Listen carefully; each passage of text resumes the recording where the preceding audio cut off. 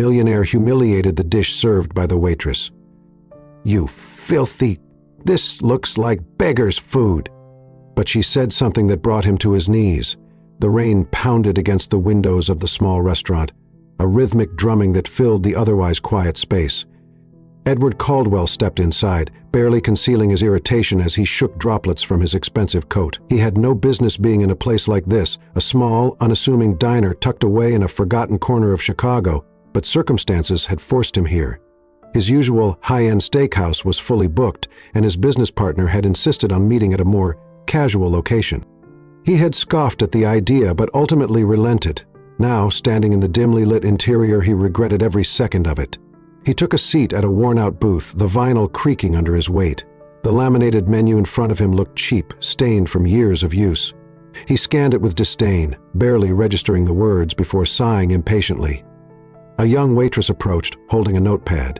She was in her early 20s, with dark hair pulled into a loose ponytail and eyes that held a quiet resilience. "Good evening, sir. What can I get for you?" Edward barely glanced up. "Something edible, preferably." The waitress didn't flinch. "Our house special is the best thing on the menu." He sighed dramatically. "Fine, bring me that." She nodded, scribbled down his order, and walked away. Edward checked his wristwatch.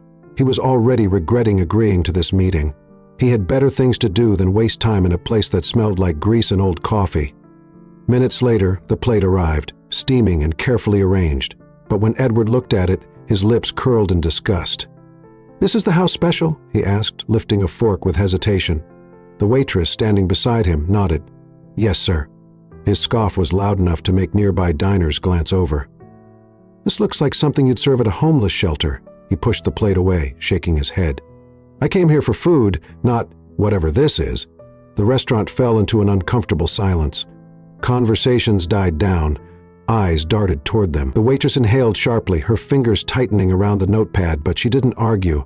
Instead, she reached into her apron and pulled out a small, slightly crumpled photograph. Without a word, she placed it on the table in front of him. "Before you say anything else," she said quietly, "you might want to see this." Edward frowned, picking up the photo with mild annoyance. He expected some sentimental nonsense, a plea for sympathy, maybe a picture of struggling employees or a charity event. But the moment his eyes focused on the image, something inside him shifted. It was a kitchen, warm and inviting, with a woman standing in the center, holding a plate identical to the one in front of him. She was smiling, her expression radiant, filled with a kind of joy that was both familiar and deeply painful. His breath caught in his throat. His fingers trembled slightly as he turned the photo over. It was her, Margarita, the love he had abandoned, the woman he had spent years pretending he had forgotten. The room suddenly felt too small, too suffocating. His gaze flickered upward, settling on the waitress, and for the first time he really looked at her. The shape of her eyes, the way she furrowed her brow, the sharp yet delicate angles of her face. A creeping realization crawled up his spine, cold and relentless. She looked like her. No, she looked like him. His blood ran ice cold. The waitress, Eliza, misread his silence. She sighed, her voice softer now. "My mother passed away a few years ago," she said, folding her arms. "This was the last dish she ever made. I've been keeping her recipe alive since then." Edward felt the world shift beneath him. The food he had just mocked wasn't just a meal. It was the final connection to a woman he had abandoned. A woman who had raised a daughter without him. A daughter who had no idea who he really was. His throat tightened. She didn't know. Eliza didn't know, but he did. The realization hit him with the force of a train. His stomach lurched, his hands clenched into fists. He had a daughter. For years he had lived in luxury, believing himself untouchable. But in a single moment, everything he thought he knew crumbled. The restaurant around him faded into the background. The only thing that existed now was the woman standing before him. The stranger who wasn't a stranger at all. His chest felt hollow, his pulse erratic. Then, before he could stop himself, he did something he had never done in his life. He fell to his knees. A collective gasp rippled through the restaurant. Eliza took a step back, frowning in confusion. "Sir, are you okay?" But Edward couldn't answer. For the first time in decades, Edward Caldwell felt something unfamiliar and terrifying. Regret. Real, suffocating regret. And as the weight of lost years pressed down on him, tears slipped down his face.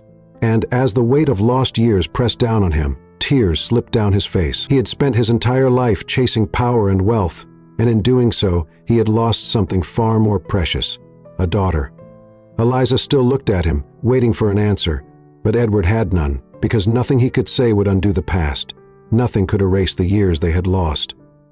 And the worst part? He wasn't sure if he would ever get a second chance. Edward Caldwell sat in the back seat of his sleek black town car, his hands gripping the leather armrest as he stared out into the city beyond the rain-speckled window. The normally familiar skyline of Chicago looked foreign tonight, blurred and distorted by the storm outside. Or maybe it wasn't the rain, maybe it was the chaos in his own mind.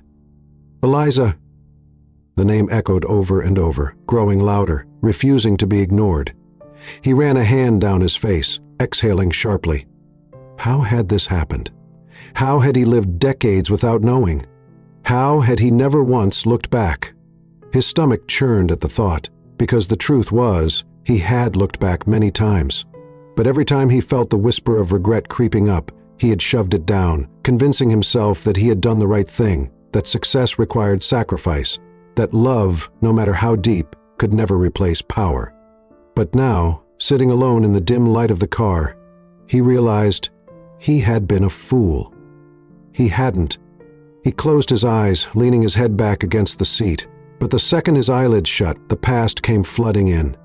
24 years ago, he was 19. Young, stupid, arrogant. Harvard had always been the plan, not just his plan, his father's plan, because in the Caldwell family, there was no room for second place. You either conquered the world or you were left behind. And Edward had been raised to win. He had it all mapped out. He would graduate from Harvard, take over the family business, and cement the Caldwell legacy. But then he met Margarita Silva, and suddenly his perfect plan didn't seem so perfect anymore. She had been everything he never knew he needed, smart, kind, fierce in a way that both challenged and fascinated him. She was the kind of woman who made you believe in forever. And for one perfect summer, he had. They had spent those months in their own world, wrapped up in each other, promising things that should never have been broken. "I don't care where we live, Edward," she had whispered to him one night under the stars. "I just want us to be together." And God help him, he had wanted that too, but reality came crashing in. His father found out. "You think love will make you successful?" His father had scoffed, swirling a glass of bourbon in one hand. "You think you can throw away your future for some girl?" "She's not some girl." "Then prove it," his father challenged. "Choose her. Give up Harvard, give up your future, your inheritance, your name. Choose her and see what's left of you in 5 years." Edward had felt the trap close around him. He told himself he was doing the right thing. He told himself Margarita would understand. "I'll come back for you," he had promised, gripping her hands, trying to ignore the tears in her eyes. "I just need time," but she had shaken her head, her voice breaking. "No, Edward, if you go, don't come back." And like a coward, he had left. For years, he convinced himself it was for the best, that she would move on, that he would move on, that time would heal whatever pain lingered. But now, staring at Eliza, staring at his daughter, he realized how cruelly mistaken he had been. The car jerked to a stop in front of his penthouse building. Caleb, his driver, cleared his throat. "We're here, sir." Edward barely heard him. His fingers trembled as he pulled out his phone. He hesitated before typing a name he hadn't dared search in over 2 decades. Margarita Silva. The first result sent a cold chill down his spine. An obituary. His breath caught, his chest tightened as he clicked the link, his pulse hammering against his temples. Margarita Silva, 42, passed away peacefully in her home. She is survived by her daughter, Eliza Silva. 5 years ago, she had died 5 years ago. While he had been making billion-dollar deals, hosting charity galas, standing on the covers of magazines, she had been gone. The thought nearly made him sick. She had raised Eliza alone, struggled alone, and he hadn't been there. His shaking hands scrawled further. There was no mention of a husband, no family, just her and Eliza. Had she ever tried to reach him? Had she ever wanted to? A new, darker thought took root in his mind. What if she had? What if she had tried to tell him and he never knew? The question clawed at him, refusing to be ignored. He needed answers. Without thinking, he opened another tab and searched for something else. Silva's Diner, the restaurant where Eliza worked, the place where she had confronted him, unknowingly handing him the biggest revelation of his life. It wasn't just a restaurant to her. It was her mother's legacy, and he had mocked it, humiliated it. His throat tightened. How could he ever make this right? For the first time in decades, Edward Caldwell felt utterly powerless. His money couldn't change the past, his name couldn't erase the years of absence, but one thing was certain: this time he wouldn't run. This time he would fix what he had broken, even if it was too late. Edward had always been a man who thrived on control. Every aspect of his life was meticulously planned, every decision calculated. That was how he built his empire, through precision, through knowing every angle before making a move. But tonight, as he sat in his penthouse office staring at the cold glow of his laptop screen, he felt completely unmoored. A daughter. He had a daughter, and he had lived decades without knowing. The thought was unbearable.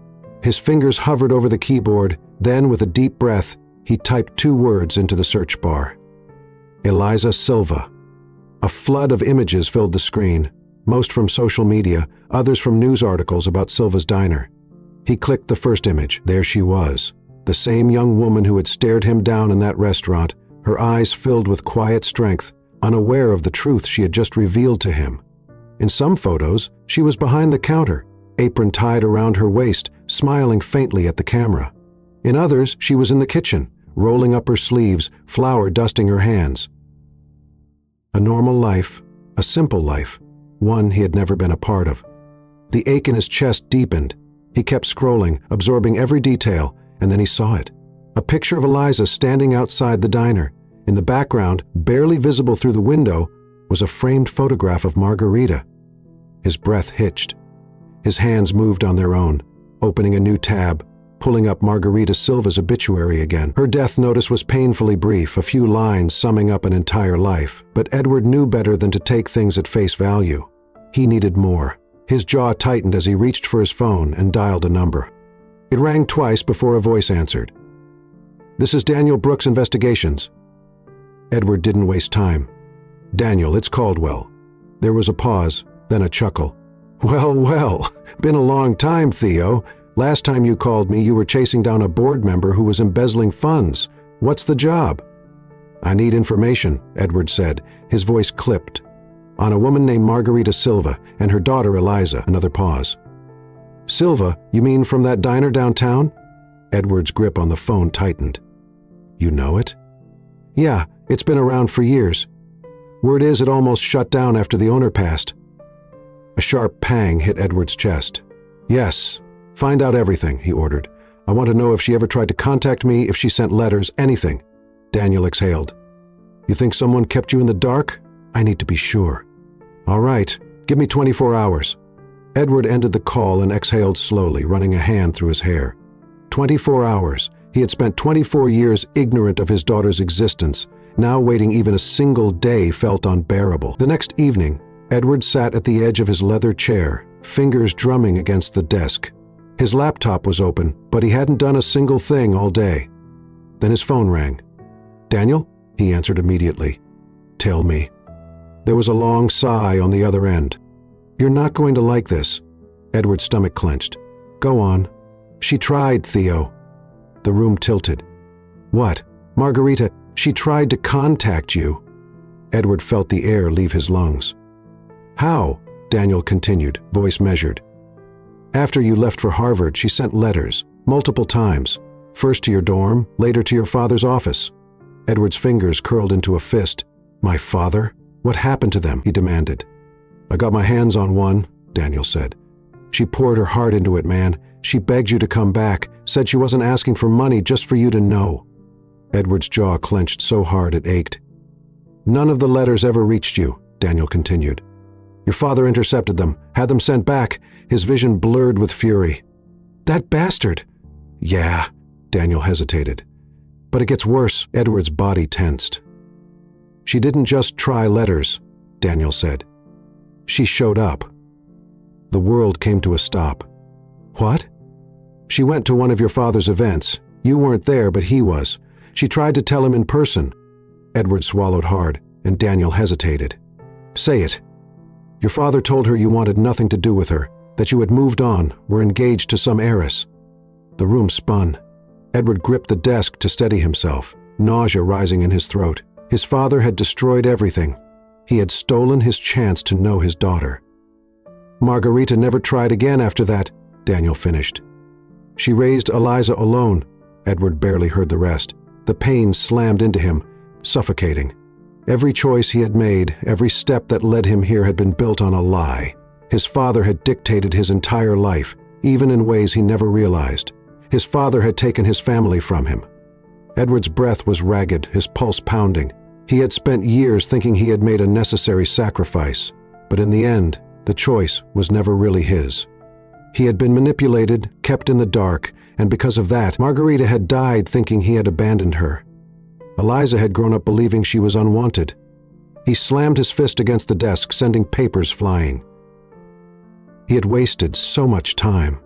A deep, gut-wrenching grief settled over him, but grief wouldn't fix this, neither would anger. For the first time in his life, Edward knew exactly what he had to do. No more hesitating, no more excuses. Eliza deserved the truth, and he would spend every last breath proving that she mattered. Edward Caldwell had built an empire on strategy, on knowing when to move and when to wait. He had spent decades perfecting the art of control, but now, sitting in his office as the city hummed beyond the floor-to-ceiling windows, he felt utterly powerless. The truth had been laid bare before him. Margarita had tried to reach him. She had wanted him to know, and his father, his own flesh and blood, had made sure that never happened. The rage still simmered beneath his skin, a quiet burning thing that refused to be extinguished. But rage wouldn't help him now. He needed a plan, and it started with Eliza. The problem was, he had no idea how to approach her. How do you tell someone you're their father after 24 years of absence?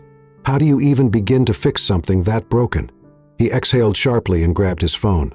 Daniel Brooks had barely finished his greeting before Edward cut in. I need everything you found on Eliza, where she lives, what she does outside the restaurant. I need to know who she is. Daniel hesitated. You sure about this, Theo? You want to dig that deep? I don't have a choice. There was a pause before the investigator said, All right, I'll send you everything I have.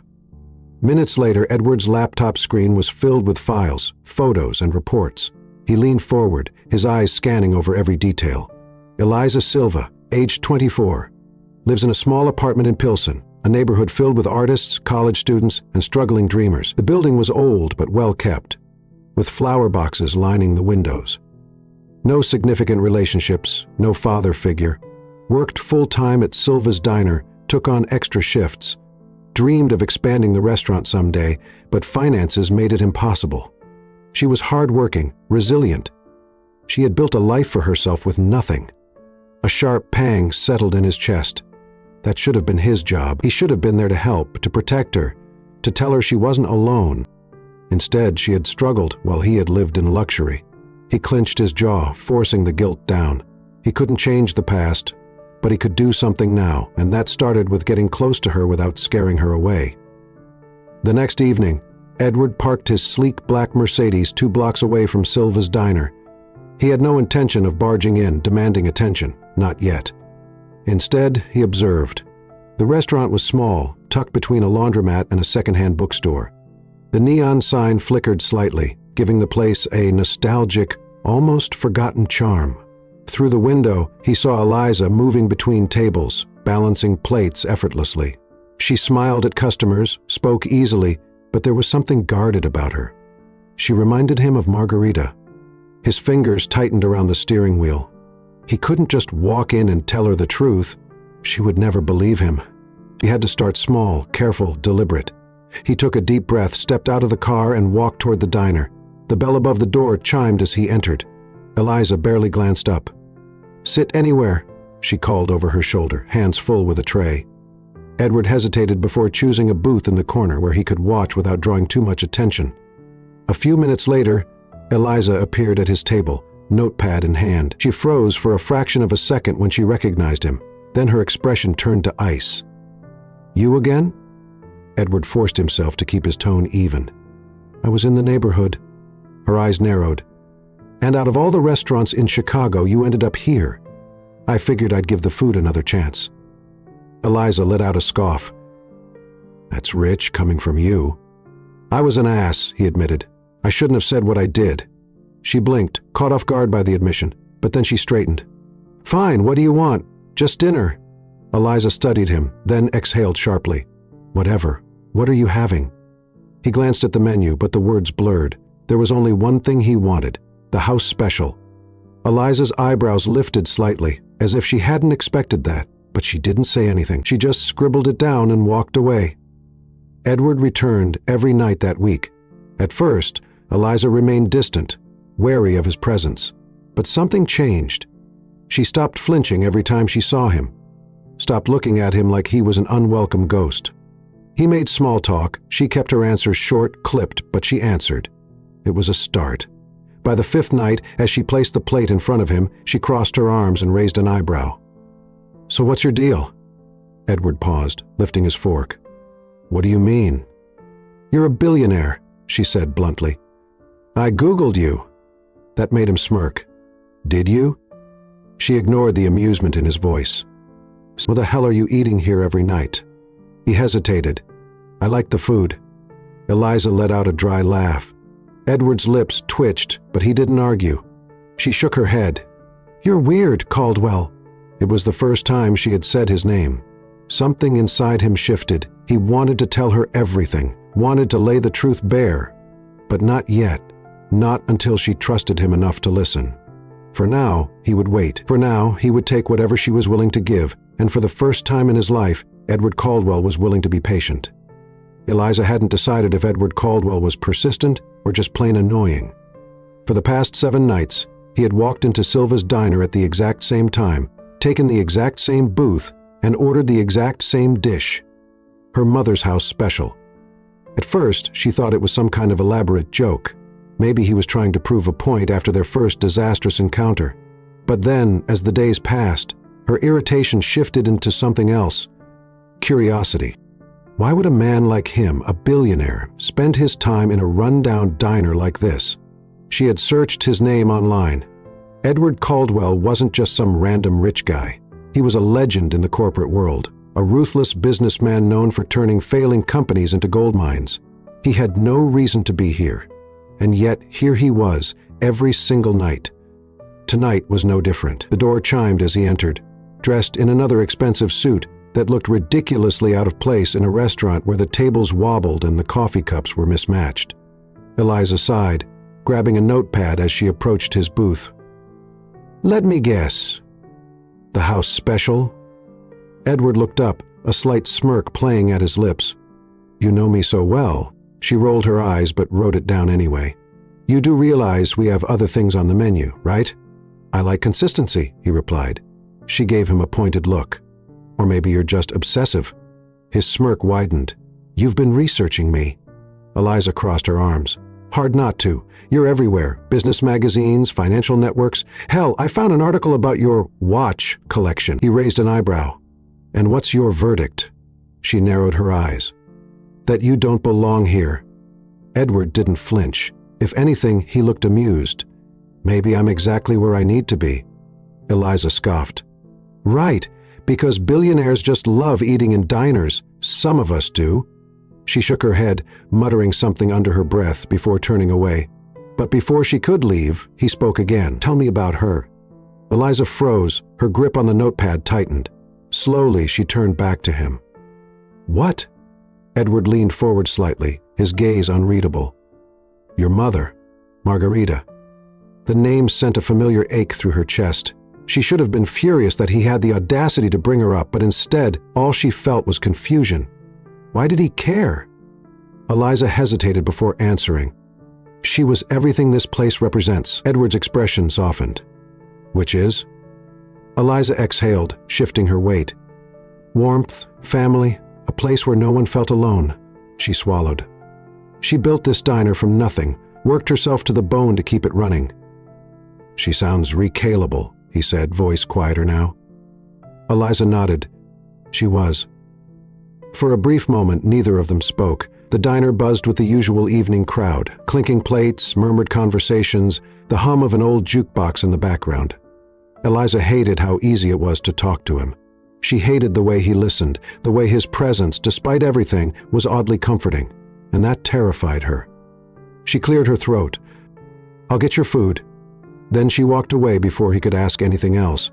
20 minutes later, Eliza placed the plate in front of him without a word. He picked up his fork, studying the dish like it held a secret he was trying to unravel. Then, to her surprise, he spoke again. "I know what it's like to lose someone." Eliza glanced at him, frowning. "My mother," he continued, taking a slow bite of the meal, "she died when I was young. Cancer." Eliza wasn't sure why he was telling her this. She wasn't even sure why she cared. Still, she found herself asking, "How old were you?" 10. Eliza swallowed. 10 was young. Too young. She didn't respond, but Edward didn't seem to expect her to. He took another bite, nodding to himself. "You're right, this is good." Eliza huffed a laugh, crossing her arms. "Took you long enough to figure that out?" "I can admit when I'm wrong," he said easily. She arched an eyebrow. "Can you?" Edward smirked. "It's rare, but yes." Eliza shook her head, despite the small smile tugging at her lips. She didn't trust him, not yet, but for the first time, she didn't completely hate his presence, and that was new. 2 hours later, the diner had emptied out. The chairs were flipped onto tables, the floors mopped, the lights dimmed. Eliza stood behind the counter, balancing the register when she realized he was still there. Edward sat in his booth, sipping what had to be his 4th cup of coffee. She sighed. "You know most people leave when the place closes." He glanced at the clock. "You're technically still open for 5 more minutes." He smirked. "Plenty of time." Eliza rolled her eyes, wiping down the counter. "Why are you really here?" He didn't answer immediately. When he finally spoke, his voice was quieter than before. "Maybe I just enjoy the company." Eliza stopped wiping. Her heart did something weird in her chest, something she didn't like, something dangerous. She set the rag down. "Don't get used to it." He chuckled. "Noted." She shook her head, but she didn't push him out, not tonight. And for some reason, she knew deep down that this wasn't the last time he'd linger after hours. For the first time in a long time, Edward Caldwell found himself in unfamiliar territory. Business negotiations? He could do them in his sleep. High-stakes deals? Second nature. But sitting in a worn-out diner? Slowly earning the trust of a daughter who didn't even know who he was? That was a battlefield he had never prepared for. Eliza hadn't completely warmed up to him, but the shift was noticeable. She no longer scowled the moment he walked in. She no longer treated him like an invader in her world. And most importantly, she let him stay. But the weight of who he was to her pressed down on him more each day. Every interaction, every small conversation felt like an unbearable secret between them. He wanted to tell her, but how did you say something like that without completely shattering someone's world? For now, he took what she gave him. Tonight, that meant sitting at his usual booth, sipping coffee while watching Eliza work. It had become a habit. She moved with effortless efficiency, weaving between tables, balancing trays, chatting with regulars. She was nothing like him, and yet, in the smallest of ways, he could see glimpses of himself. The focus, the determination, the subtle way she observed people, always reading the room. She had his blood, but she had Margarita's heart. That thought almost made him smile. Almost. Eliza approached his table, tossing a menu in front of him. "Still ordering the same thing?" Edward smirked. "You sound disappointed." "I just don't get how a man who probably dines with politicians finds comfort in a plate of food from a greasy spoon diner." His smirk faded slightly. "Maybe it reminds me of something." Eliza blinked at that. "What?" His fingers tapped lightly against the ceramic mug. "Something I should have appreciated more when I had the chance." She frowned but didn't push. Instead, she sighed and pulled a notepad from her apron. "Fine, how special again?" He nodded, watching as she jotted it down. "You know," he mused, "for someone who claims to run a warm and welcoming diner, you're still pretty hostile." Eliza gave him a dry look. "I don't trust people who suddenly take an interest in things they ignored before." His jaw tightened slightly. "Is that what you think?" She crossed her arms. "People like you don't just show up in places like this without a reason." He had a reason. She just didn't know it yet. Before he could respond, an older woman sitting at the counter called out, "Eliza, sweetie, can you grab me a coffee refill?" Eliza turned her attention to the woman, smiling as she grabbed the pot from the warmer.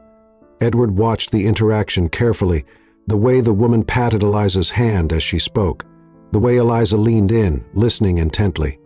That was Margarita's influence. She had built something special here, a place where people weren't just customers, they were family.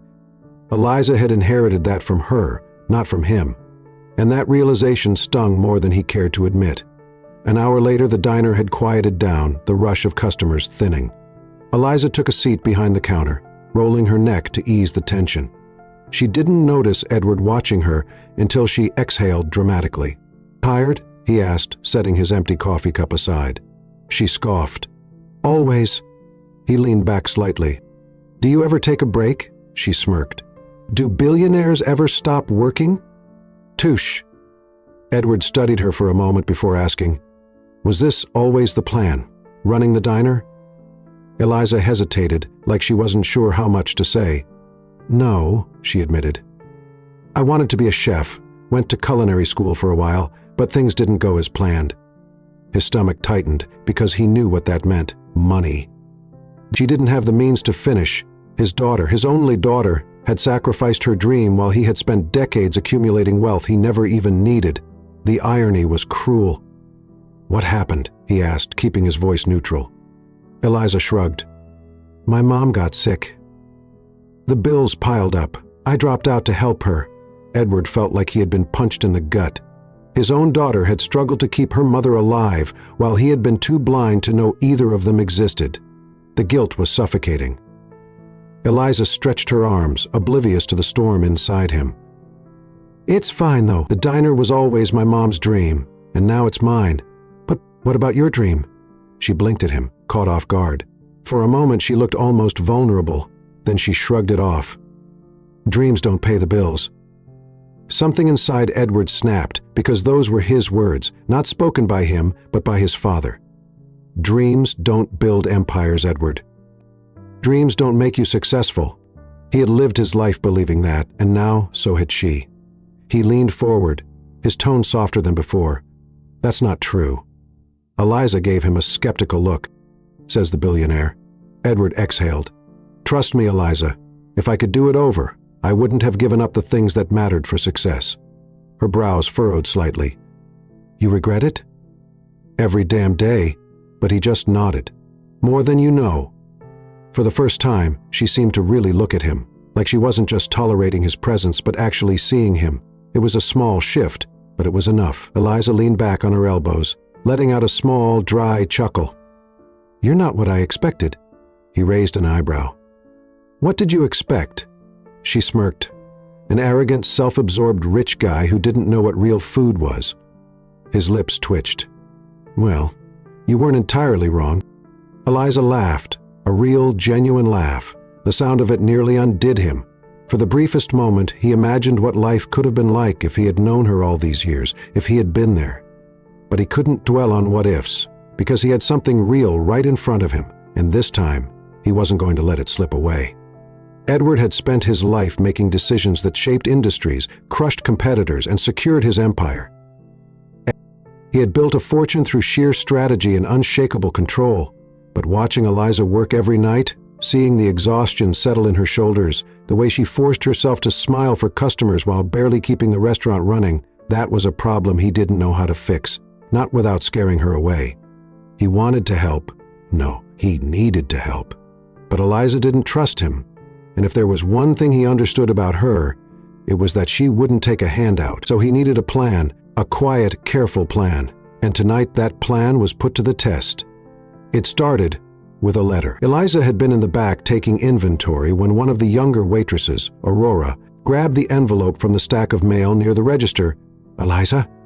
Eliza wiped her hands on a rag coming out of the storage room. "What's up?" Aurora held out the letter, her face uncertain. "This looks bad." Eliza frowned as she took it. The envelope was thick, the kind that didn't just carry words but legal threats. Her stomach twisting the moment her eyes landed on the first few lines. Her heart stopped. Past due balance. Final notice before legal action. Eliza's breath hitched. No, no, no, no. She flipped to the second page, scanning the text. The diner's property taxes were behind, way behind. She had paid what she could, but her mother's medical debt had drained everything, and now they were threatening seizure of the building. She slammed the letter down on the counter. Aurora chewed on her lip. Eliza, what does it say? Eliza forced her voice to stay steady. It's fine. Aurora didn't look convinced. That didn't look fine. Eliza swallowed the lump in her throat. I said it's fine. But it wasn't. Not even close. Edward watched her from across the diner, eyes narrowed as she moved through the restaurant with barely concealed panic. Something had happened. He had never seen Eliza rattled before. She was always composed, always in control. But now she looked like a storm was raging inside her. She barely spoke to the customers. Her hands trembled when she refilled a coffee cup, and once, when she thought no one was looking, she rubbed at her temples, muttering under her breath. Edward clenched his jaw. He had spent too long on the sidelines. Time to act. An hour later, Eliza stood outside the diner, gripping the letter so tightly that the paper crumpled in her fist. The cold Chicago air bit at her skin, but she barely felt it. She had 1 month, 30 days to come up with the money, or the only thing she had left of her mother would be gone. She felt sick.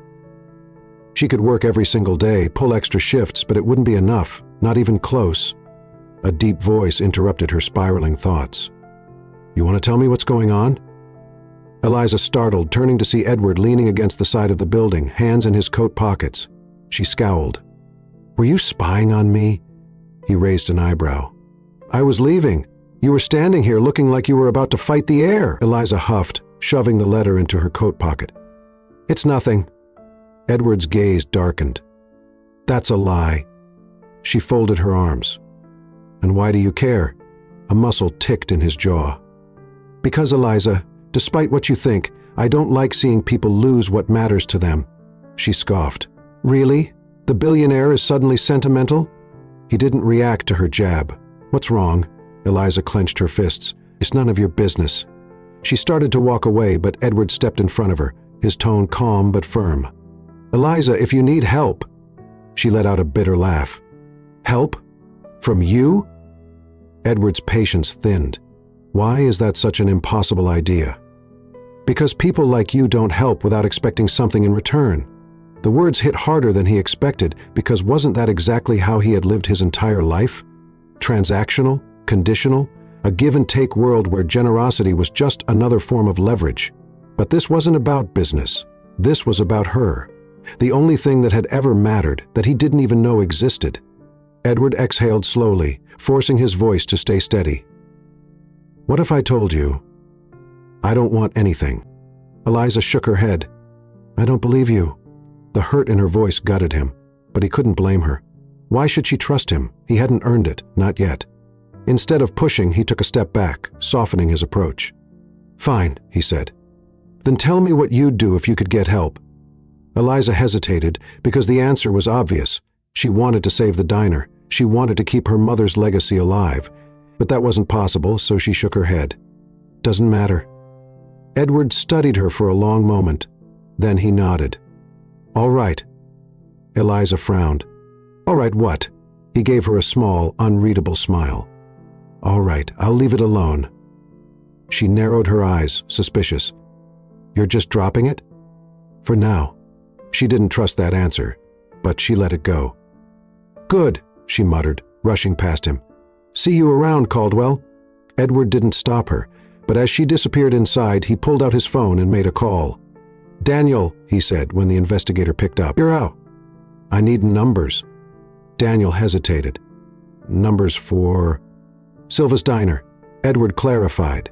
How much debt? What's their financial situation? And don't just check the obvious stuff. Dig deep. There was a pause. Then Daniel whistled. Man, you're really invested in this, huh? Edward didn't hesitate. More than you know. Because Eliza might not trust him yet, but that didn't mean he was going to sit back and watch her lose everything. She might not want his help, but she was going to get it anyway. Eliza had learned at an early age that life didn't hand out miracles. If you wanted something, you worked for it. If things got hard, you pushed through. That was what her mother had taught her.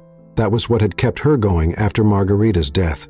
So as she sat in the empty diner before sunrise, staring at the final notice on the counter, she knew one thing for certain. No one was coming to save her. She had 30 days to come up with an impossible amount of money, and no amount of extra shifts or carefully counted tips would change that. Her hands curled into fists. She refused to let this place go. She just didn't know how to stop it from happening. A soft chime from the door startled her. Eliza's head snapped up, expecting Aurora or one of the other morning staff. Instead, Edward Caldwell stood in the doorway, dressed in another impeccably tailored suit, carrying 2 cups of coffee. Eliza scowled. "You do know we're not open yet, right?" Eliza frowned. "You know we're not open yet, right?" Edward didn't seem fazed. He stepped inside, placing one of the cups on the counter in front of her. "You look like you need this." Eliza eyed him suspiciously before snatching the cup. "Bribing me with coffee now?" He smirked. "It's not a bribe, it's a peace offering." She scoffed but took a sip. Damn it, it was good. She reluctantly met his gaze. "Why are you really here, Caldwell?" Edward leaned against the counter, expression unreadable. "Maybe I just wanted to check on you." Eliza narrowed her eyes. "I don't need checking on." He tilted his head. "You don't need help either, right?" Her jaw tightened. "I really don't." Edward sighed, as if debating whether or not to push further, but before he could, the bell above the door jingled again and Aurora rushed in, holding a newspaper like it was on fire. Eliza frowned. "What? You're going to want to see this," Aurora blurted out, practically shoving the paper at her. Confused, Eliza grabbed it and scanned the front page. Her stomach dropped. Local Land Caleb gets a last-minute savior, the fight to save Silva's diner. Her hands tightened on the paper. Aurora was grinning. Someone made a huge anonymous donation. It cleared the back taxes, covered the debts. The diner's safe, Eliza. Eliza's vision blurred for a second. Her heart pounded as she read the article. It detailed how an unknown benefactor had stepped in at the last moment, making sure the diner wouldn't be seized. It felt impossible, miraculous. Her hands shook as she put the paper down. Who did this?" Aurora shrugged. "No one knows. But whoever it was just saved your ass." Eliza barely heard her because the moment she glanced up, her eyes locked with Edward's. He didn't say a word, didn't admit anything, but he didn't have to because she knew. Her blood ran hot. Eliza stood so fast that the stool screeched against the floor. She grabbed his arm and dragged him out of the diner, ignoring his calm amusement. The moment they were outside, she whirled on him. "Tell me it wasn't you." Edward's face was unreadable. Would it matter if it was? Eliza clenched her teeth. "Yes, why?" She let out a frustrated noise. "Because this isn't how it works. You don't just walk into my life and start fixing things like you have any right to." Edward exhaled, pinching the bridge of his nose. "Eliza!" "No," she cut in, pointing at him. "I didn't ask for your help. I told you I could handle it." He studied her for a long moment. Then, in a quiet, calm voice, he said, "Could you?" The question hit like a punch. Eliza hated that she didn't have an answer. She hated that deep down, she knew the truth. She had been drowning and Edward had pulled her above water. But that didn't mean she had to like it. Eliza took a step back, crossing her arms. "Why?" Edward's jaw tensed. "Because you shouldn't have to lose the only thing that matters to you." Her stomach twisted because those words, they hurt. She wasn't sure why. Maybe because she had been carrying so much weight for so long that she didn't know what to do with it now that someone had lifted part of it. Maybe because no one, not a single person, had ever stepped in for her before. Or maybe because standing here, looking into Edward Caldwell's eyes, she felt something unfamiliar, something dangerous, something like she wanted to believe him. But she couldn't. Eliza let out a sharp breath, shaking her head. "You don't get to play hero, Caldwell." "Not here." His face remained impassive, but there was something in his eyes, something raw. "I wasn't trying to be a hero." Eliza swallowed hard. "Then what were you trying to be?" His lips parted slightly. For the briefest second, she thought he might actually tell her, that he might finally say it, but then, just like that, his walls slammed back up and instead of answering, he did something worse. He gave her a choice. "If you really don't want my help," he said, voice even, "I'll undo it." Eliza froze. His gaze didn't waver. "I'll make a call, and the money will disappear." The diner will be back in danger if that's what you want." Her breath hitched because he meant it. He was putting the decision in her hands. She clenched her jaw, fighting every instinct screaming inside her. Then slowly she whispered, "You know I can't let that happen." Something flickered across his face, something unreadable. Then he nodded. "Then we don't have a problem." Eliza let out a bitter laugh. "Oh, we have a problem, Caldwell." He smirked. "Good to know."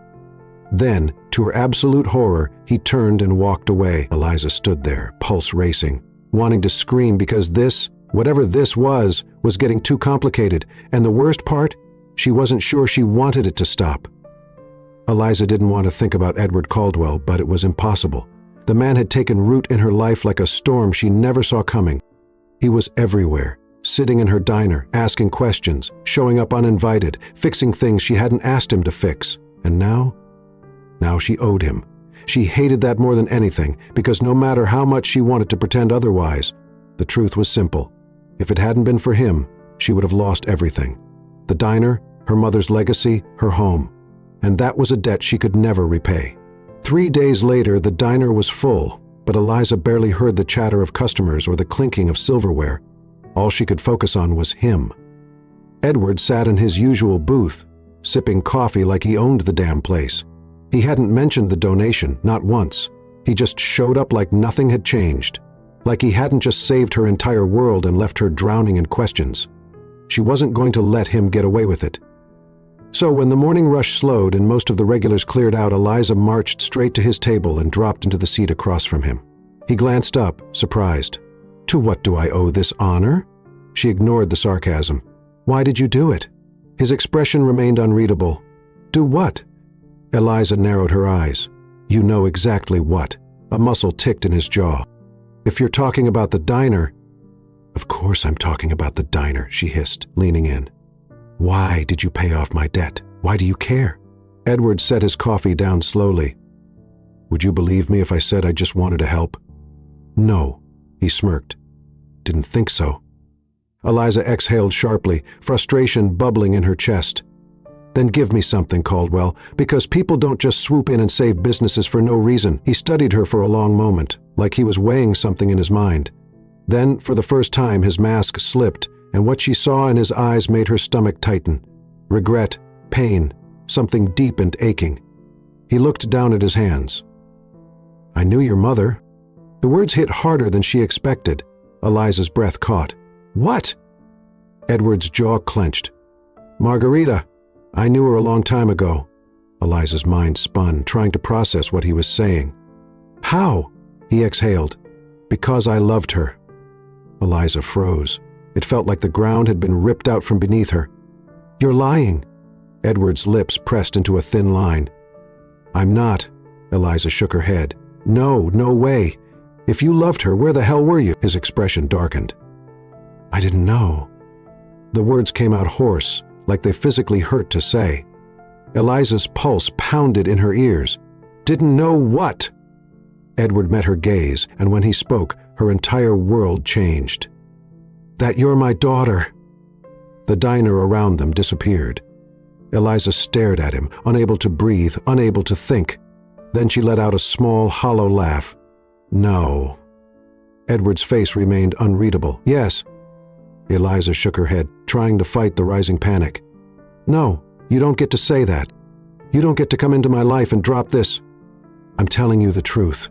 Eliza shot out of the booth, hands trembling.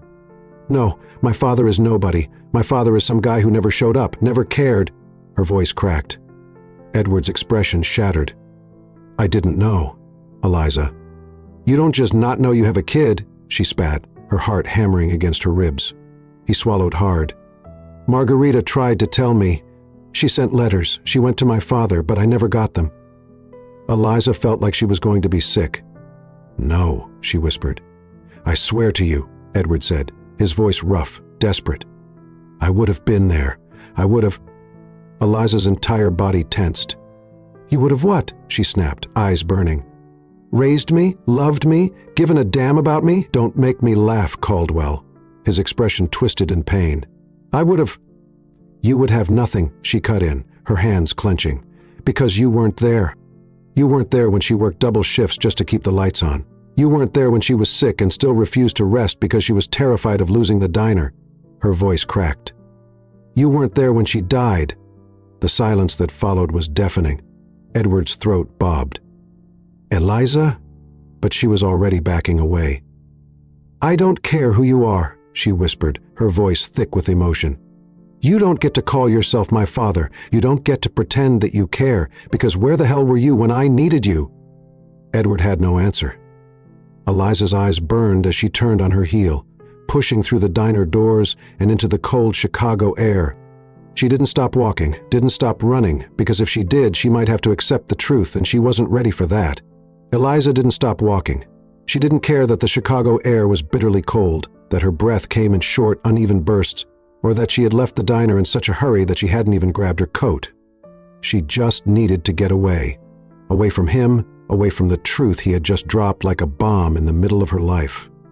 That you're my daughter. The words echoed in her skull, looping over and over, refusing to fade.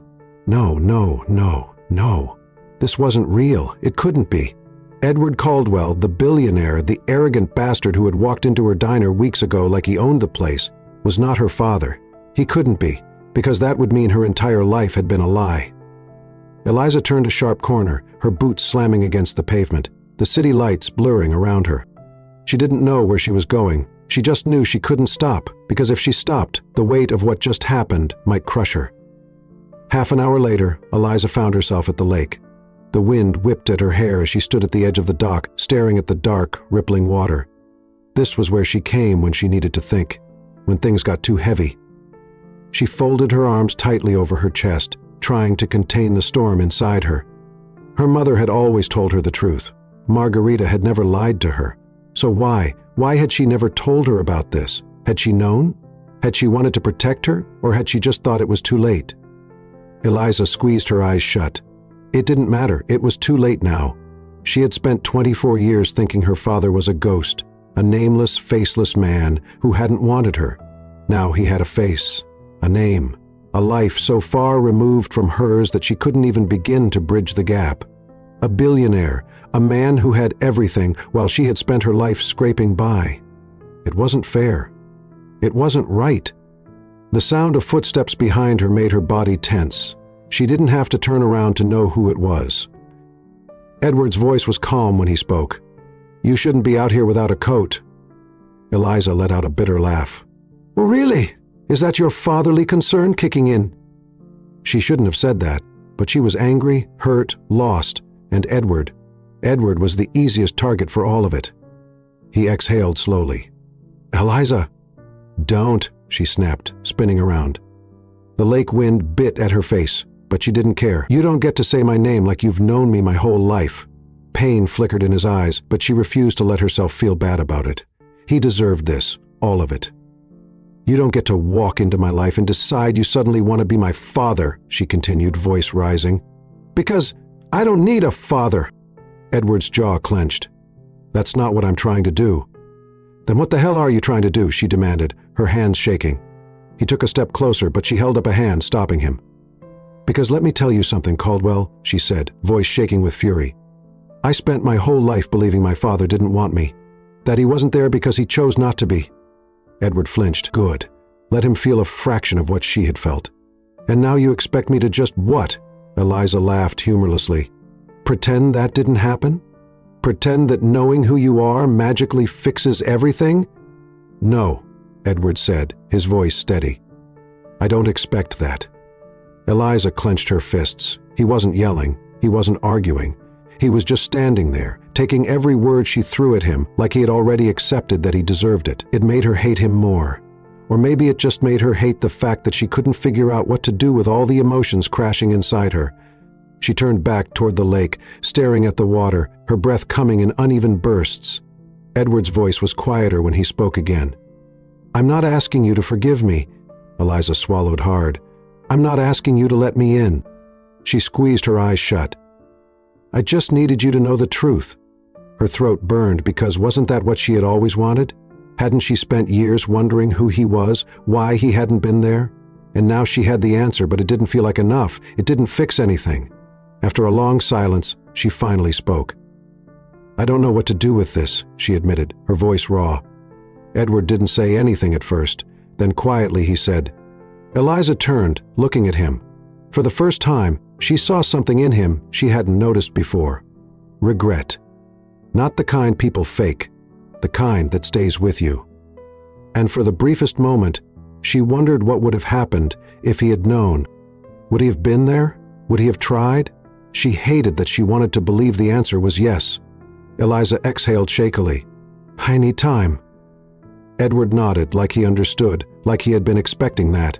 Take all the time you need, he said, and for the first time since this conversation started, she believed him. She turned away from the lake, shoving her hands into her pockets. I'm going home, she muttered. Edward didn't try to stop her, he just nodded once. Eliza started walking, her mind still spinning, because even though she had no idea where this left them, for the first time she wasn't running, and maybe, just maybe, that was a start. Eliza barely slept that night.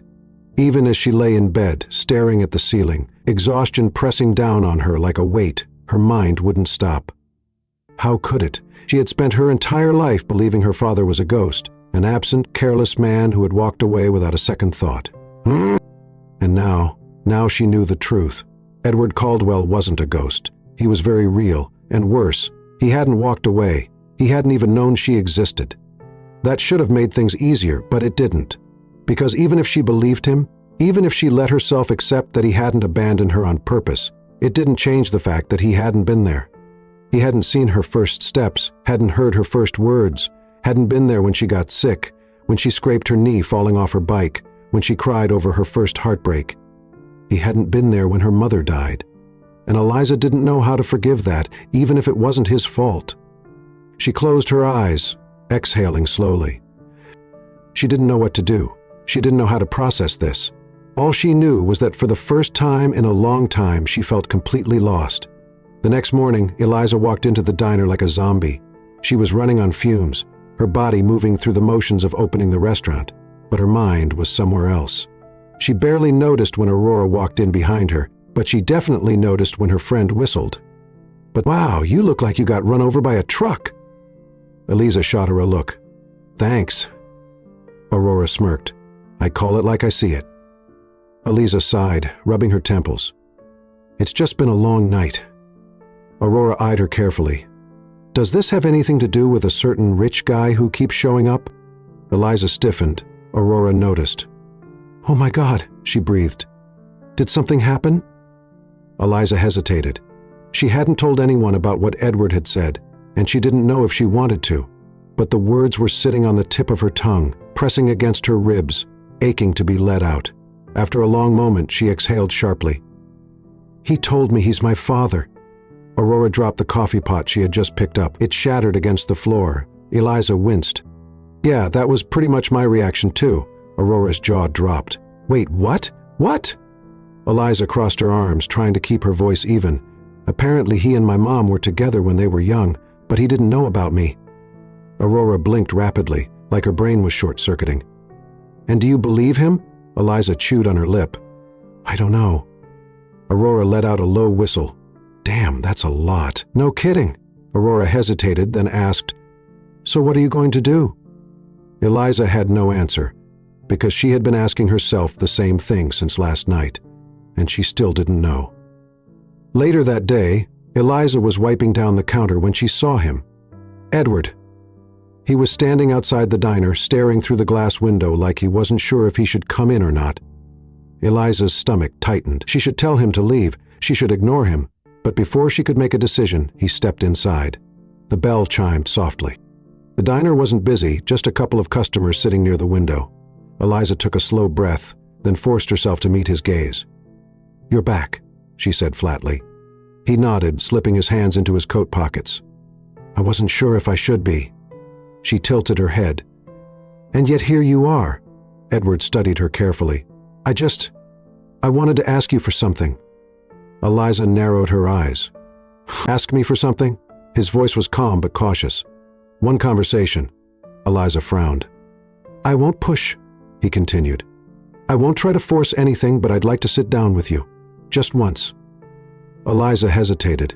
Everything inside her screamed to say no, to push him away, to protect herself. But a small, treacherous part of her wanted to hear him out. She hated that part. She hated that she was curious, and she hated that deep down she knew she would regret it if she didn't at least try. After a long pause, she sighed. "Fine." Edward blinked, almost surprised. "Fine?" She crossed her arms. "One conversation, that's it." Something flickered across his face, something almost like relief. He nodded. "That's all I'm asking." Eliza glanced at the clock. "I have a break in an hour. We can talk then." Edward gave a small nod, then took a seat in his usual booth. Eliza let out a breath, her chest tight. She wasn't sure what she had just agreed to, but something told her that nothing would be the same after this conversation. Eliza had faced a lot of difficult moments in her life. She had fought to keep the diner open when her mother got sick. She had worked double shifts to pay the rent. She had learned how to survive on her own, without ever relying on anyone. But this was different. This was personal. She wiped her hands on her apron and took a steadying breath before walking over to the booth where Edward Caldwell sat. He looked up when she stopped in front of him. "Ready?" he asked. Eliza wasn't, but she slid into the seat across from him anyway. "Talk." Edward exhaled, as if collecting his thoughts. Then, slowly, he began. "When I was 19, he said, I thought I had my entire life planned out. Harvard, business, the Caldwell legacy. Eliza didn't say anything, but she could hear the bitterness in his tone. But then I met your mother." Her stomach clenched. "She changed everything," he admitted, a faraway look in his eyes. "She made me question what I really wanted, made me wonder if I was willing to sacrifice happiness for success." Eliza swallowed hard, because that sounded exactly like something her mother would have done. "She was the first person who made me feel like I could be more than just my father's puppet," he continued. "And for a while, I thought maybe I'd choose her over everything else." Eliza's heart ached. She had never heard anyone talk about her mother like this before, like she had mattered, like she had been someone's world. "But I was a coward," Edward said quietly. "I let my father talk me into leaving, into thinking that if I walked away from Harvard, I'd be throwing my life away." Eliza's fingers curled into fists.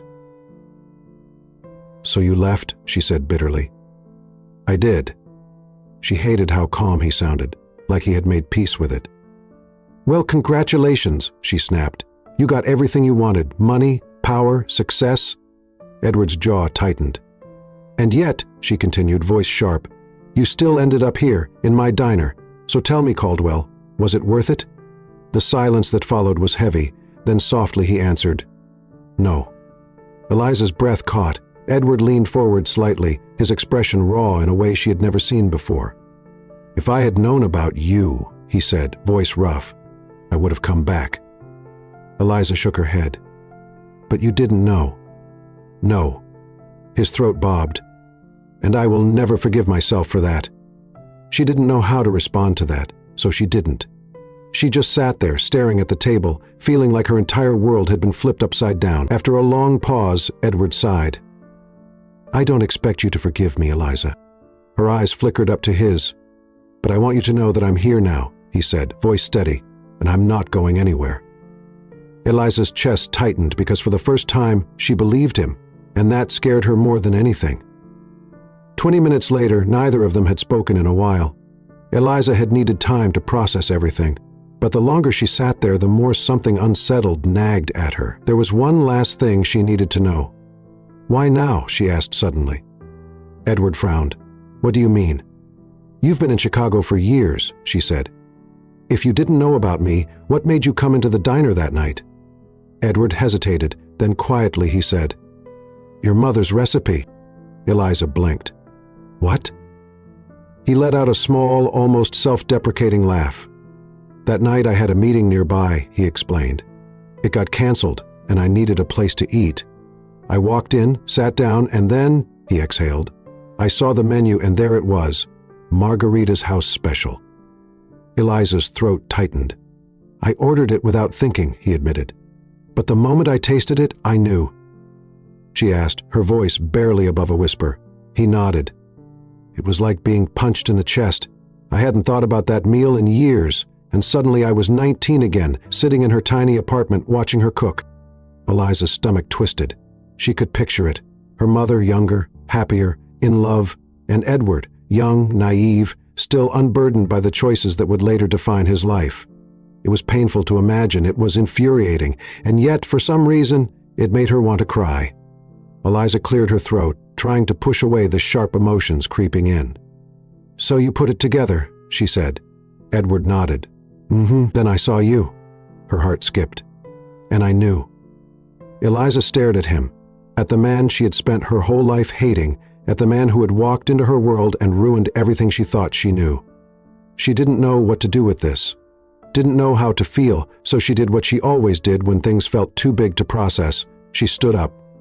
Edward watched her carefully. "Eliza." "I need air," she muttered. Then she walked out of the diner. She didn't hear him follow, but she knew deep down that he would never be far behind again. Eliza walked aimlessly through the streets of Chicago, the cold biting at her skin, but she barely noticed. Her mind was too loud. Every step she took, every breath she exhaled, she could still hear his voice. "I would have come back. I will never forgive myself for that," and I knew.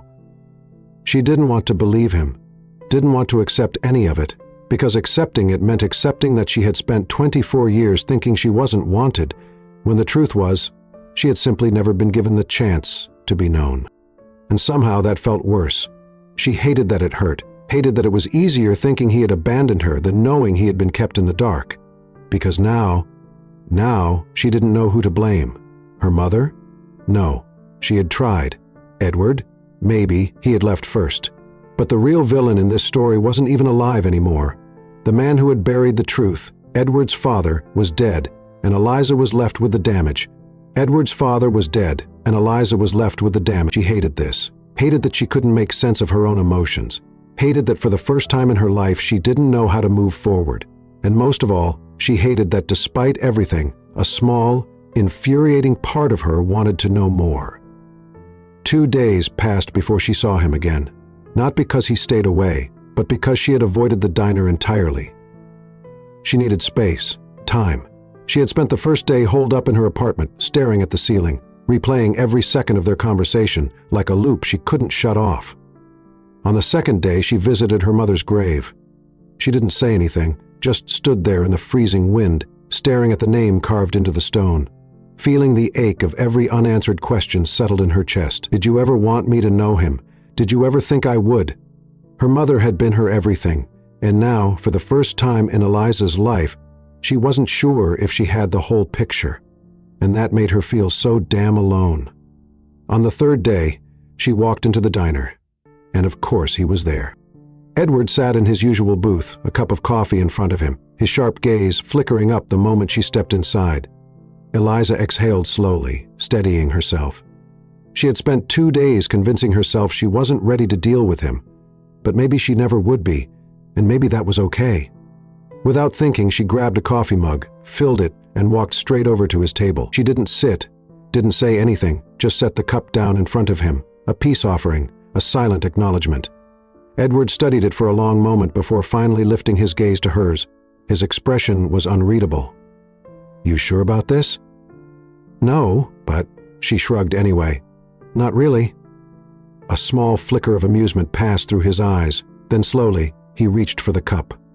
Eliza let out a slow breath and slid into the booth across from him. She crossed her arms. "I have rules." Edward raised an eyebrow. "Rules?" "If you're going to keep coming here," she said, "then you're going to have to follow them." A smirk tugged at the corner of his lips. "I'm listening." Eliza held up a finger. "1. No hovering. I don't need you watching me like I'm some fragile little thing that's about to break." Edward tilted his head. "Noted." She lifted a second finger.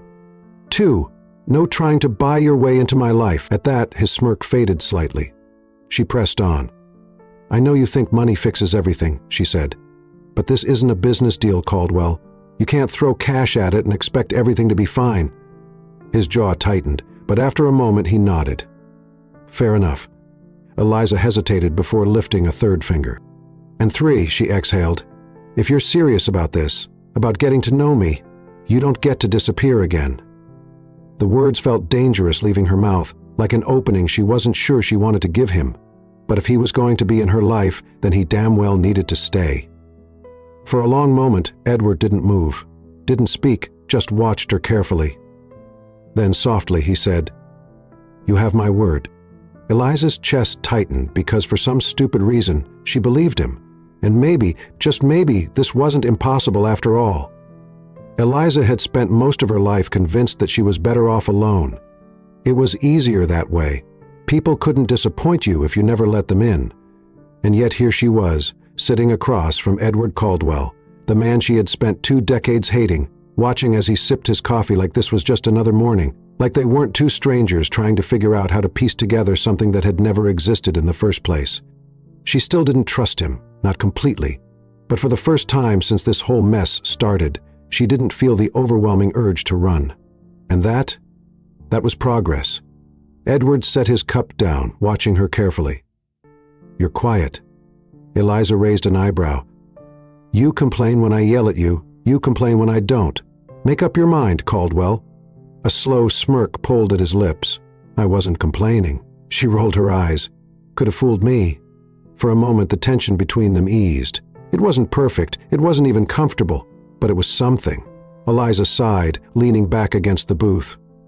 "So what now?" Edward didn't answer immediately. Instead, he studied her like he was choosing his words carefully.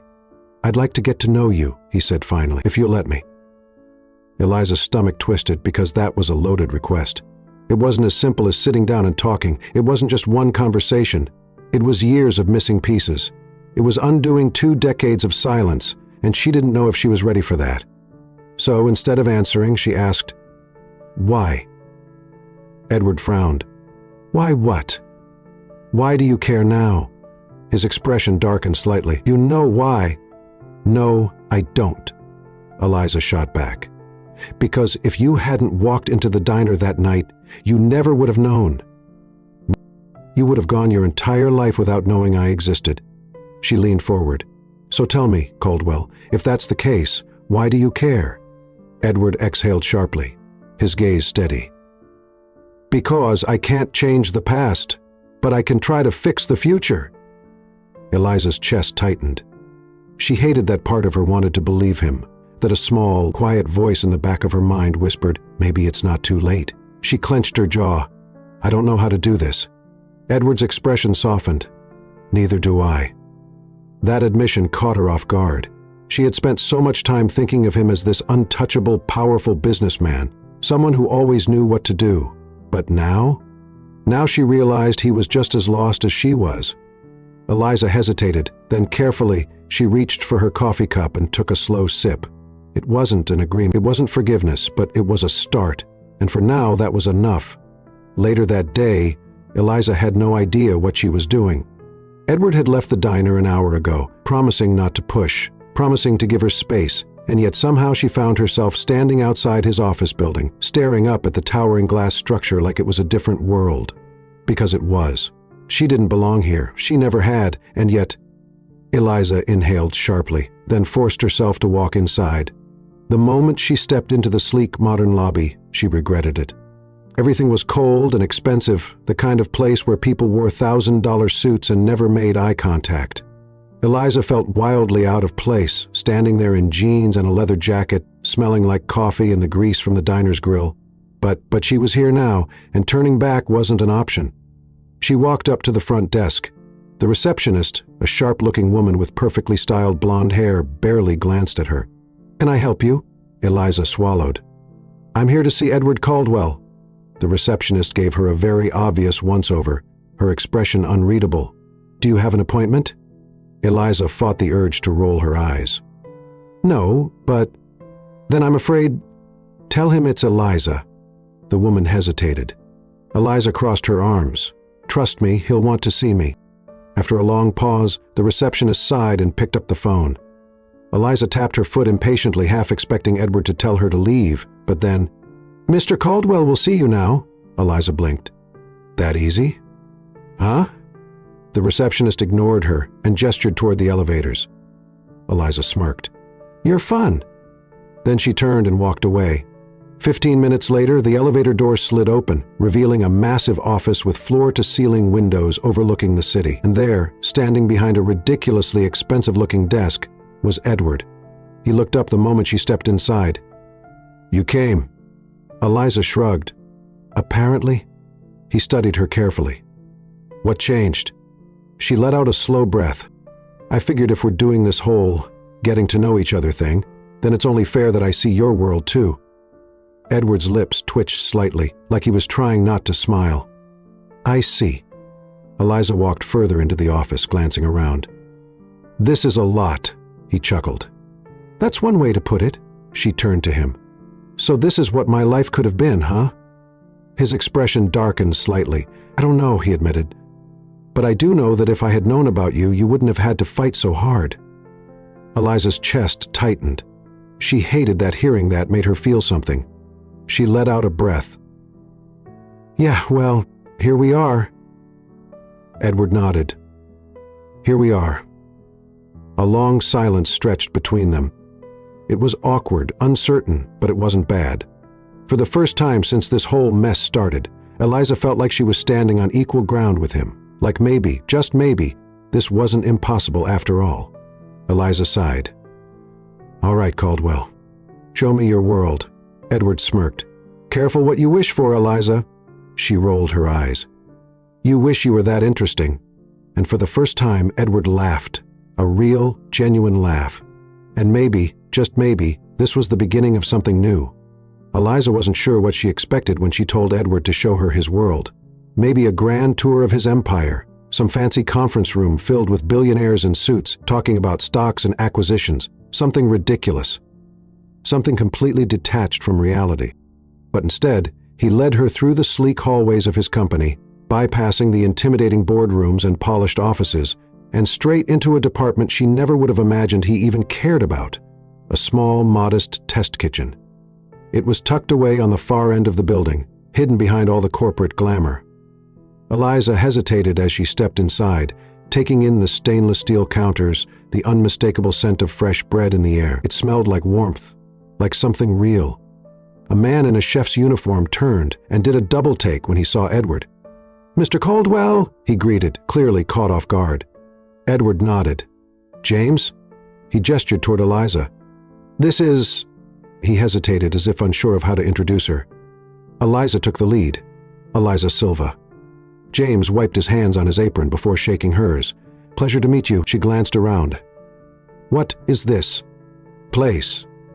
Edward folded his arms, leaning against the doorframe. "We develop products here, new concepts for our restaurant chains, test ideas before they hit the Calabet." Eliza arched an eyebrow. "You own restaurants?" He smirked. "Didn't expect that, did you?" She honestly hadn't. She had assumed he dealt in steel, real estate, soulless industries built on profits and numbers, not food, not something as personal as this. Edward motioned for James to continue whatever he had been working on. "I thought you might like to see it." Eliza wasn't sure why that made something tighten in her chest. It wasn't just that he had brought her here. It was the fact that he had thought about it. That he had taken the time to find something she might actually be interested in, instead of trying to impress her with numbers and luxury. James returned to his work, and Eliza watched as he carefully plated a dish, his hands moving with precision. It reminded her of her mother, of long nights in the diner kitchen, learning how to perfect each recipe. Edward stepped closer, lowering his voice. "Your mother loved to cook." Eliza's grip on the counter tightened. "I know. She wanted to open her own place one day," he continued, his voice quieter now. "Not just the diner, something bigger." Eliza swallowed. "She never told me that." He glanced at her. "Maybe she didn't want you to carry that weight." Eliza wasn't sure how to feel about that. She had spent her life fighting to keep the diner alive, convinced that was what mattered most, but had she ever stopped to wonder if that was what her mother really wanted? The thought made her stomach twist. Before she could dwell on it too much, a loud voice interrupted. "Well, I'll be damned." Eliza turned just in time to see a man enter the kitchen, a sharp suit draped over his broad frame, his salt and pepper hair slicked back in a way that screamed money. He looked at Edward with something between amusement and disbelief. "What are you doing down here, Caldwell?" Didn't know you actually cared about this side of things." Edward's expression darkened. "William." Eliza immediately didn't like him. William's eyes flickered to her, interest sparking. "And who's this?" Eliza didn't answer. She had spent enough time around wealthy customers at the diner to recognize a certain type of man, the kind who looked at people like they were assets, not individuals. William smiled, all charm and sharp edges. "You don't usually bring guests." Edward's jaw clenched. "What do you want?" William tisked. "Relax, I just came to remind you about the shareholders' dinner next week. People are talking, Theo. You've been distracted lately." Eliza didn't miss the way Edward's shoulders tensed. He didn't like this guy. She understood why. William's gaze flicked back to her. "You work in the industry?" Eliza crossed her arms. "Something like that." His smirk widened. "A private chef, maybe? Or do you do consulting?" Edward cut in before she could answer. "She runs Silva's diner." William's smirk faltered. Eliza saw it. The flicker of recognition, of calculation. She knew that look, and suddenly she felt like she was missing something important. William let out a soft chuckle. "Well, isn't that interesting?" Eliza's stomach tightened. She didn't like the way he said it, didn't like the way Edward wasn't looking at her now. William patted Edward's shoulder. "See you next week, Caldwell." Then just like that, he was gone. The kitchen felt colder. Eliza turned to Edward. "Okay, who the hell was that?" Edward exhaled, running a hand down his face. "William Pierce. He sits on the board." "And why did he look at me like that?" Edward hesitated. Eliza's stomach dropped. "The diner," she said, realization hitting. "This has something to do with the diner, doesn't it?" Edward's silence was answer enough. Eliza's hands curled into fists. "Tell me." Edward met her gaze, something unreadable in his expression. "There was a plan to buy the property," he admitted. "Develop the land, expand one of our chains into that area." Eliza's heart pounded. "They were going to shut down the diner," she whispered. Edward nodded. "Yes." The room spun. For a split second, she felt sick because now she didn't know if saving the diner had ever really been about her, or if Edward had just been fixing a mess he had helped create. She stepped back. "You knew from the beginning, you knew this." Edward's jaw tightened. "I didn't know about you, I swear, Eliza. I didn't know—" "But you knew about the diner," she cut in. His silence confirmed it. Eliza's breath hitched because suddenly she wasn't sure if she had ever been in control of her own life. She turned on her heel and walked out. Edward didn't stop her, and this time, she wasn't sure if he should. Eliza walked out of that office building with her heart pounding so hard she could hear it in her ears. The cold air slapped her in the face the moment she stepped outside, but she barely felt it. All she could think about was him. Edward Caldwell, her father, the man who had walked into her life, turned everything upside down, and made her believe for just a second that maybe, just maybe, she had never been forgotten. And yet he had known. He had known about the diner, about the land development plans. Had he saved it because of her or because of guilt? Eliza didn't know, and that terrified her. She had never wanted to trust him. She had fought against it with everything she had, but she had let her guard slip, and now she felt like a fool. She made it 2 blocks before she had to stop, hands gripping the edge of a stone railing overlooking the river. Her breath came in sharp bursts, anger clawing at her ribs. She had been fighting for the diner her entire life. She had given up everything to keep it alive, and he, Edward Caldwell, had almost been the one to take it away. The betrayal burned through her like fire. How stupid had she been? How desperate was she to believe that he actually cared? A bitter laugh escaped her lips. She should have known better. She should have known that people like him don't save things. They buy them, they gut them, they erase them, and build something shinier in their place. And she had almost let him in anyway. She hated him. No, she hated herself for even considering the possibility that he could be more than what he was. She squeezed her eyes shut. Breathe, Eliza. Just breathe. She didn't know how long she stood there, trying to collect herself, trying to push down the ache in her chest. But when she opened her eyes, she already knew what she had to do. She had to cut him out. For good this time. The diner was quiet when she returned. Aurora was behind the counter, flipping through a magazine, but she looked up the second Eliza walked in. She took one look at her face and froze. "Oh," she breathed. "What happened?" Eliza didn't answer. She walked straight into the kitchen, grabbed a pen and a piece of paper and started writing. Aurora followed her in, eyebrows raised. Eliza? Eliza kept writing. To Edward Caldwell, I don't need you. I never needed you. Whatever guilt you're carrying, whatever misplaced responsibility you think you have for me, let it go, because I don't want it, and I don't want you in my life. She signed her name at the bottom, folded the note, and tucked it into an envelope. Then she turned to Aurora. I need you to do something for me. Aurora hesitated. That depends. Does it involve murder? Eliza almost laughed. Almost. Instead, she handed Aurora the envelope. Take this to Caldwell's office. Give it to him, and don't let him talk you into anything. Aurora blinked at her. You're really cutting him off? Eliza's jaw tightened. Yes. Aurora studied her for a long moment, then sighed. All right. She took the envelope, tucking it into her coat. I'll be back soon. Eliza nodded, then she turned back to the kitchen, pretending she didn't feel like she was about to shatter into 1,000 pieces. Edward stared at the envelope on his desk.